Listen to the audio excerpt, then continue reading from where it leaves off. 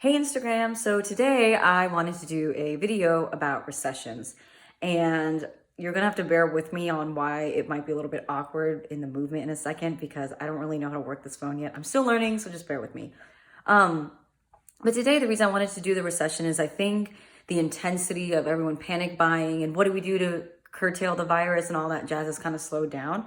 And so I think this is a really important topic to start discussing and prepping for on an individual level and on a business level and obviously on a federal level, but we have no control over that. And so the reason that I want to talk about this today is to explain the basics of what a recession is and what we can maybe expect to see given past experiences and how you as an individual can protect yourself based off of what's happening to you right now. And that way it can help mitigate the intensity and the severity of the recession's effects in your own life. Okay. And especially if you're someone like me, where you've been looking for work for a long time. For example, I've been looking for work since November of 2019. This virus and what's going to follow it is going to affect my ability to find a job because it's going to affect, people hiring and all of that jazz. And so this is important to start thinking about now because what I do today, like I said, can help me 3-4 weeks from now when we're hopefully all out of quarantine / isolation / social distancing ourselves. And hopefully, like I said, can mitigate the intensity of how much this recession is going to affect me.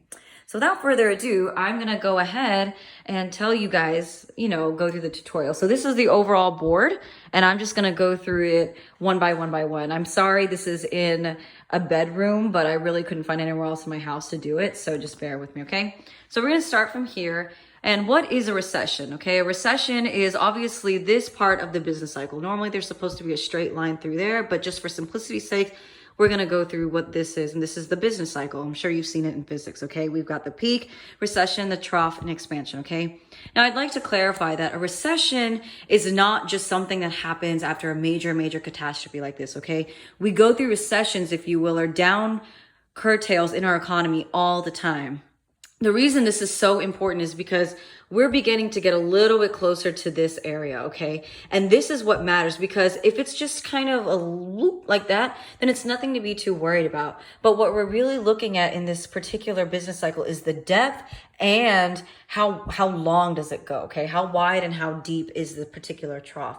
And because that's going to determine rather how long is this recession going to last and how intense will the effects be for people who are going to be, like I said, affected by the recession. So when we're talking about recessions, it's not like these don't happen often. Honestly, recessions are, again, fairly common in economies.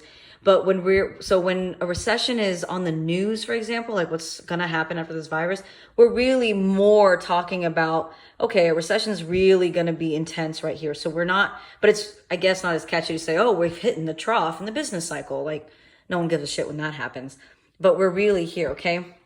Now, if we talk about concerns of, okay, well, what's the concerns of a recession? Okay. Or in other words, the slowing down of the economy. Okay, that's really what a recession is, the slowing down of the economy. There is less money moving through the economy. We have a smaller GDP. Obviously, less people have work because there's less people buying things and so on and so forth. So in essence, our economy is slowing down, okay? And so obviously one of the biggest concerns is length. How long is this recession going to last? Is it going to last a year? Is it going to last 2 years? And by last, I mean, how long is it going to take us to kind of get back to a normal standard of living and a normal function for our economy? The severity, how many people lose jobs? How many businesses go bankrupt? How many small businesses stop functioning? So on and so forth. Okay. Then sorry, my neighbors I don't know what they're doing. The third thing is consumerism, okay? Especially in the United States, our economy is 60% built off of how much consumerism goes on, okay? Not all economies are like that, but for us, we really depend on how much people are buying, okay? And you could argue that consumer and capitalism go obviously very close hand in hand. So for us, when people are not buying things, okay, that leads to a slowing down of major businesses as well, but also businesses don't grow. There's less employment, and small businesses either don't grow at all or they just end up going kind of bankrupt, if you will. Okay, so when there's a lack of consumerism, the economy, especially in the United States, kind of halts because, again, 60% of our GDP is literally from consumption, okay? Small business growth is another big thing because small businesses are the backbone of the United States economy, okay? I know it doesn't look like it is or seems like it is because the big businesses tend to get all the GDP, but small businesses really make a predominant portion of businesses within the United States. And this is worrisome because the big companies, they have the economies of scale to probably outlast something like this, but small businesses don't. If you're, individually owned, your businesses may not be able to affect a hit like this. So they may go out of business or they may not just grow. And the less small businesses there are, the economies of scale of the bigger businesses tend to grow because the bigger businesses just kind of buy out the small businesses because, again, they have the resources to do so. And that leads to a lot more conglomerates and oligopoly-like structure of many markets. And then, of course, lastly, we have unemployment, the unemployment rate, and inefficient labor use, okay? And this is kind of self-explanatory, right? We want a lower unemployment rate. We want less people unemployed. And we can do a whole unemployment rate and what that means video later if you would like. Leave a comment below. But that's pretty much what everyone thinks of when there's a recession. And though that is important, but it is just one factor of many. And the bigger thing that I'd like to talk about in this case is inefficient labor, okay? There might be plenty of small jobs here and there, contract jobs here and there, but that's really worrisome because if you have a degree, for example, in a very specialized niche and you can't find work in that, and so you just do work wherever you can find, the need to survive is totally understandable. However, the more inefficient labor we have, or rather the more labor we have that is not being used in its trained and competitively advantaged manner, is inefficient for our economy because if you are trained to do something, that means you can probably do it the quickest with also the best quality. And so the more inefficient labor we have, the more resources we are using for every job when there could be less resources being potentially used. Okay. So here we've got, what our business is going to do, what our consumers going to do.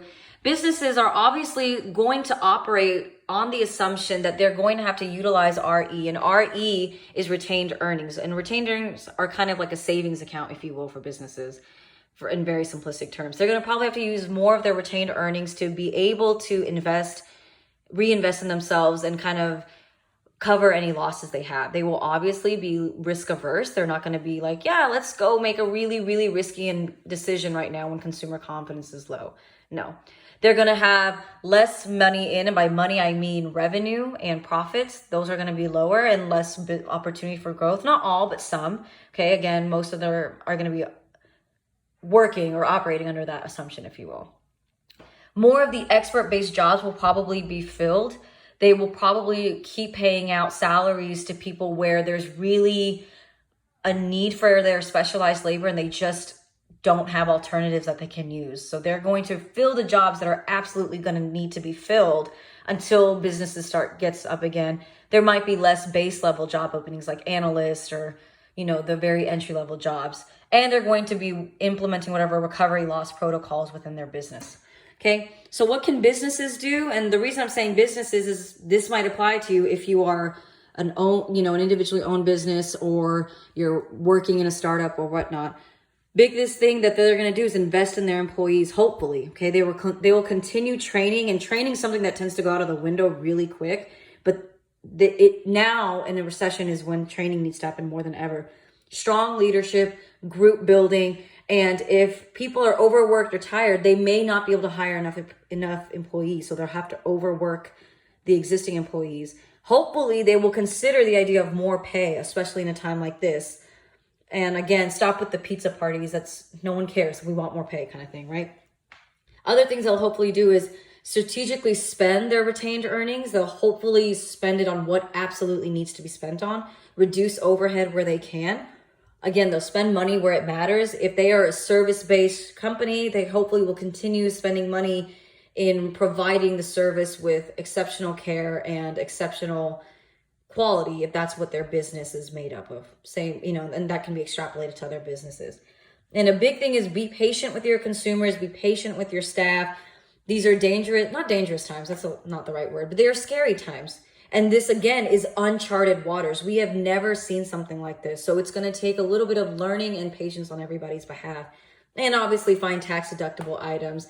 And I can do a whole video on unemployment and how your individual business might be able to find tax deductions through unemployment.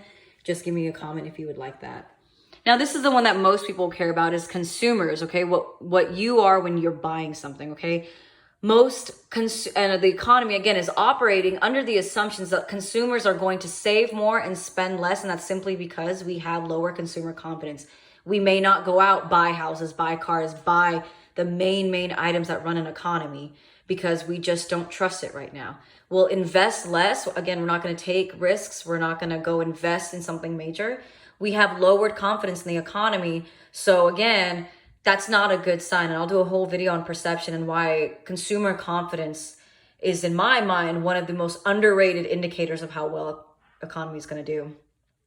Consumers can expect to be overworked. If they're working, they're going to be working a lot. Again, to keep money, make sure they have more financial security, especially because they know right now in a recession, financial security is not going to be something that a lot of people have. There will be, again, financial struggles, lowered mental health, which does play a role in how well people work, unemployment, and less leisure time, okay? And I really cannot stress the mental health part enough. I know it's a relatively new topic when it comes to the working world, but if you have compromised mental health, you're gonna have compromised businesses, consumers, and obviously economies. So what can you do as a consumer? Big thing is to support small businesses, because again, those are the businesses that are going to need the money the most, okay? So maybe you spend a little bit more. If you're gonna buy a sandwich, spend the extra $1 or $2 more at the local business. That's really gonna help them keep their float. In that case, keep afloat, excuse me. In that case, every dollar does really matter. It's gonna be uncomfortable, but contract work and part-time work, yes, they don't come with salary. They generally don't come with benefits. But again, this is gonna help keep you afloat and help keep the bills paid as best as we can.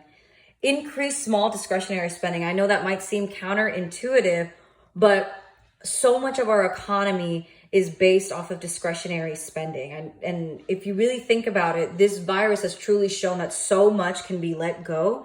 And I really think that that's going to be in people's mind for a long time. And so increase your small discretionary spending if you can. Whenever you are like, okay, I can afford to go to the bar and have a beer here or a beer there, or go eat out every now and then. That small discretionary spending is honestly how money begins to trickle back into the economy. And another thing is take time for you every single day. It may seem like you can't afford the 10 minutes to do meditation. Do the meditation, take the 15 minutes and do a quick hit set or something. Take the time for you, because otherwise, again, your mental health, when that's strained, it has a very negative domino effect. So make sure you do that.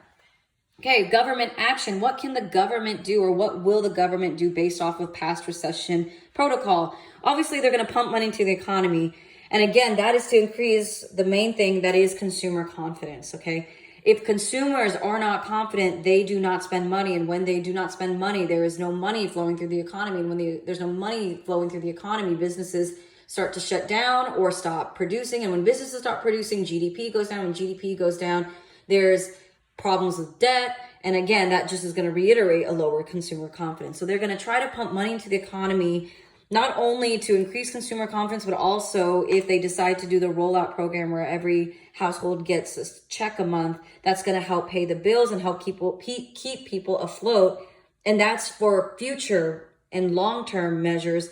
Again, so people feel like, okay, I still have some money to pay my bills. And once I start working again, I can start spending money in the economy again. Subsidies and welfare will increase, and people utilizing subsidies and welfare will also increase. Hazard pay I highlighted here because it's very clear that people who are on the front lines, grocery workers, doctors, healthcare professionals, anybody who's really on the front line helping keep the economy afloat right now deserve hazard pay because they have a higher risk job and they're keeping the economy afloat. That's more of an opinion if I'm being honest, but I still think they deserve hazard pay. The one thing that the government should be doing is that clearly things need to change. And I can't stress that enough, because I was